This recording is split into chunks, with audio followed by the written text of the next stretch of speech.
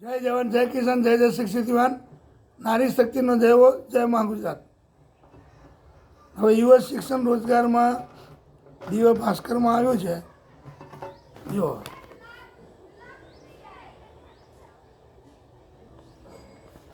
કે શિક્ષણમાં બીજા ધોરણથી 11 ધોરણ સુધીના 24 પાસ પાઠ્યપુસ્તક બદલાશે. 24 બીજા ધોરણથી 11 ધોરણ સુધી. તો આખા પાઠ્યપુસ્તક બદલવાની ક્યાં જરૂર છે? અમુક પાઠ બદલો, ગણિતના દાખલાની પદ્ધતિ બદલો, બીજું તમારે જે કાઢવાનું હોય કાઢીને બીજું ઉમેરો.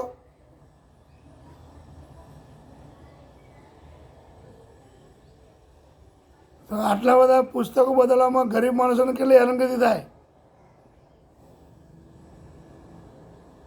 અમુક જ પુસ્તક જરૂર હોય બદલો. તમે 2 ધોરણથી 11 ધોરણ સુધી એટલે કેટલું કહેવાય?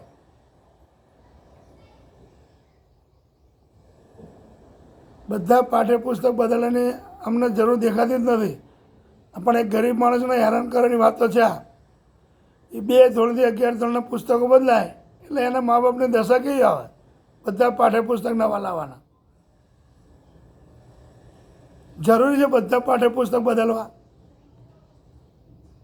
કે પછી આ હેરાનગતિ કરવા માટે કરો છો? એ જ ખબર નહીં પડતી.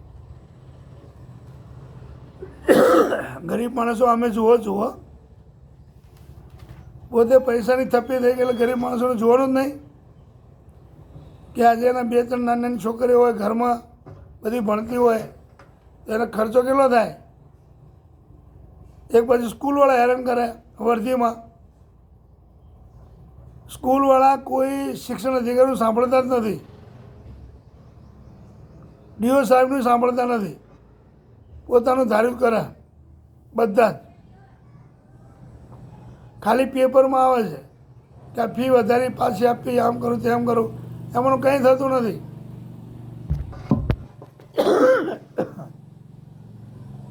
તો જે ચાલતું હોય શિક્ષણ એમાં એક બાજુ તમે BLO મોકલો, સ્કૂલમાં શિક્ષકો બંધ કરો, છોકરા શું ભણશે?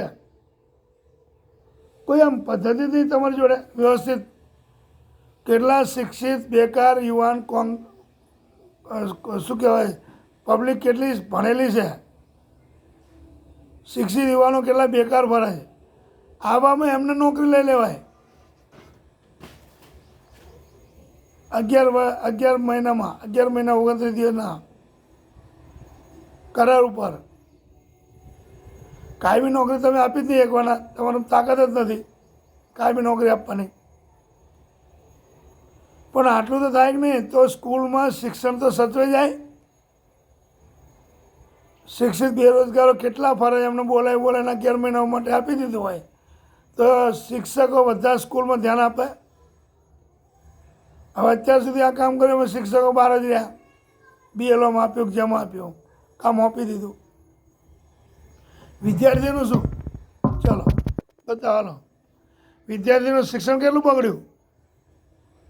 પછી એનું એ પાછું પરીક્ષા આવે એટલે શિક્ષણમાં હોય જ નહીં કોઈ, એટલે છોકરા ભણ્યા ના હોય, રિઝલ્ટ ઓછું આવ્યું, ખરાબ આવ્યું રિઝલ્ટ.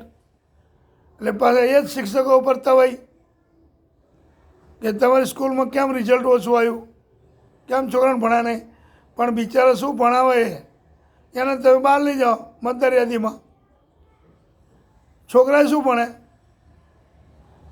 તો આ બધી ડબલ નીતિ કહેવાય, બેવડી. એ રાજનીતિ બંધ કરો અને સાચી નીતિ ઉપર ચાલો. કુદરતનો ડર રાખો. જે શિક્ષક હોય એ જે સ્કૂલમાં અભ્યાસ કરાવતો હોય એને ત્યાંથી હટાવવાનો જ નહીં. શિક્ષણ મોટો પાયો શિક્ષણ ઉપર. વિદ્યાર્થી શિક્ષણ સારું મેળવી શકે તો જ આગળ વધી શકે. પણ હવે અહીંયા ભણાવવાળા જ ના હોય તો કેટલી સ્કૂલોમાં જગ્યા ખાલી પડી. તો અમે તો ગળું બેસી ગયું કઈ કોઈ પેટનું પાણી નહીં હલતું તમને લોકોને. એક તો આટલી જગ્યાઓ ઓછી છે, સ્કૂલોમાં શિક્ષકો નથી ભર્યા, અને બીજી બાજુ છે એ લઈ જાઓ તો પછી વિદ્યાર્થીનું શિક્ષણનું શું? એક બાજુ શિક્ષણ માટે તમે લાખો રૂપિયાનું બજેટ ફાળવો છો અને એક બાજુ શિક્ષકોને લઈ જાઓ છો, તો આમાં વિદ્યાર્થીને શું ફાયદો?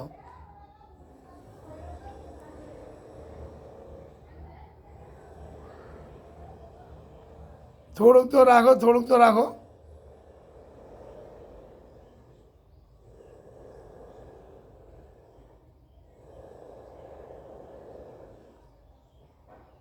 જય જવાન, જય કિસાન, જય જય શ્રી શિવાન, નારી શક્તિનો જય હો, જય મા ગુજરાત.